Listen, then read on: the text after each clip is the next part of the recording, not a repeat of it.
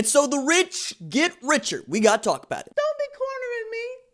Hold up. Time. You got to help me with that corner shit. What's up, kinfolk? It's RJ Young. I am not on Step Milk. Consider hitting the like and subscribe button because I upload a video every single day. It's always college football related, sports related. We have a good time. And today, we actually have an NWO going on at Ohio State right now as 247 four-star composite strong side defensive end Tunmise Adeleye decided to commit to the Ohio State. Had set an August deadline, jumped that, but also we're in an unprecedented time. So, I understand all of that. But in this dead period where Ohio State has opened up a tremendous lead in the rankings, I had said for months that Tunmise has the ability to change the balance of defensive line power in college football by where he would choose to go. And when he was considering Texas A&M, Oklahoma, LSU, Ohio State, you got people leaning towards Ohio State. And I get it. I understand. You're joining Jack Sawyer. You're joining not just a great and number one overall Ohio State class with 16 commits in it in friggin' April, but you are joining a class that has an opportunity to be the best in the rankings era. They have a 95.5 average score. They are at 289 points plus with 16 commits. That's still got between 9 and 7 in there that you want to get.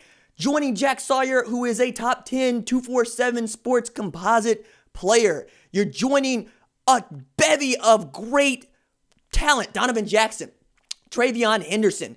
My goodness, Kyle McCord.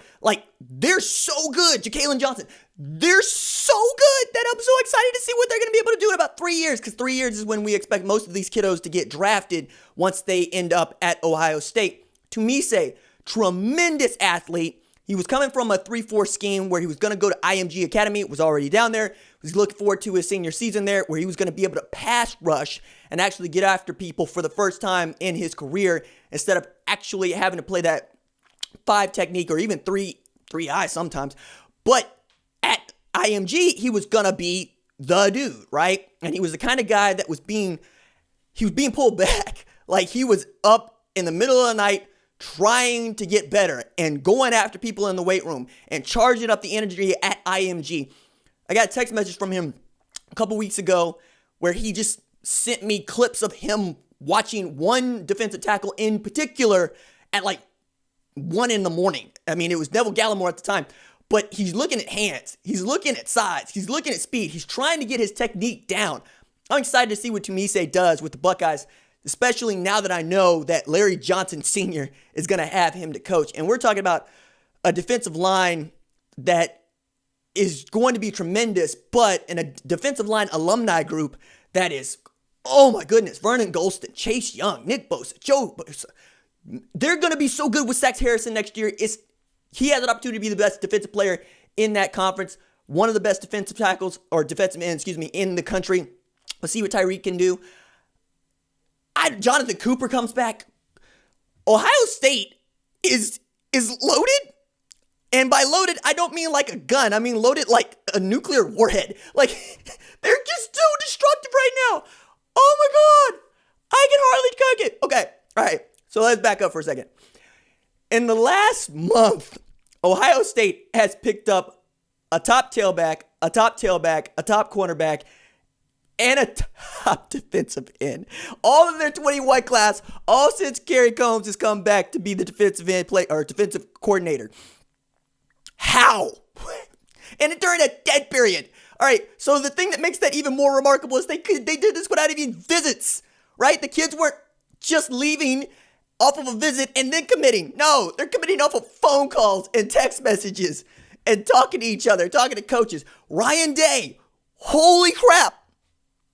This is less analysis and more what is even going on right now, because from a recruiting standpoint, this is unprecedented. I get it. It's all unprecedented. But I don't understand how they're able to do this. It's just so awesome what they... Look, I get it, right? You know who the squad is. But I'm so excited about these kiddos, and I'm so excited about these classes that they're forming together. Now I got to wonder who else is going to be jumping into the boat, because Tunmise has the kind of energy and the kind of charisma to bring even more kiddos with him. There are already guys that were planning to follow him. We'll see if they follow through on that, because we still got some top uncommitted prospects out there. But now everybody's in play. And what's really weird about this is, as Ohio State has opened up this near 70-point lead on number 2 Clemson, North Carolina is still sitting there in third. And with the new top 247-21 rankings coming out today, Drake May moved up 10 spots from 32 to 22. He's the quarterback at North Carolina in their class. This was a kid that was committed to Alabama. He was the only quarterback committed in that 21 class. And then, Bama, what are you doing? Like, it's showing now that Nick Saban does not have a Twitter account. It's showing now that Nick Saban's just now getting the IG. He's just now getting his own email account. Because at a time when you need to be on the phone doing more than talking, need to be texting, need to be messaging, you need to be playing video games, Nick Saban don't do none of that. And he should have his staff doing a lot of this, but they are falling behind.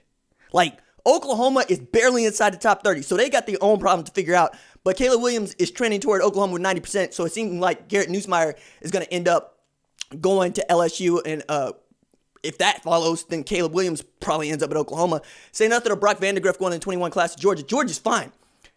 I'm still looking at what Florida's been able to do. They're recruiting like all get out. Notre Dame is recruiting like all get out. Virginia Tech is up and come out of nowhere to show everybody what's really good. Then you got Maryland coming out of nowhere to show everybody what's really good. And all of a sudden, it's topsy-turvy in the recruiting world, because this extended dare period is working for some folks, because some folks are actually out here putting in the work and grinding the film and sending out the offers. But they're not just sending out the offers, they're closing the deal. Because at this time when I did not necessarily expect a whole lot of movement until they extended the dead period until May 31st, then I was like, could see a bunch of movement. We're seeing dudes that we're expecting to announce after the summer, announce before the summer even gets here. Like Travion Henderson was expected to take visits to a number of places and maybe not even have a decision till like July.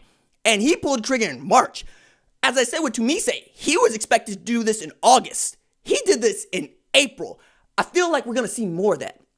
And the farther away the college football season seems to be pushed back, the more I think that the kiddos are just going to go ahead and secure the spots for what they got.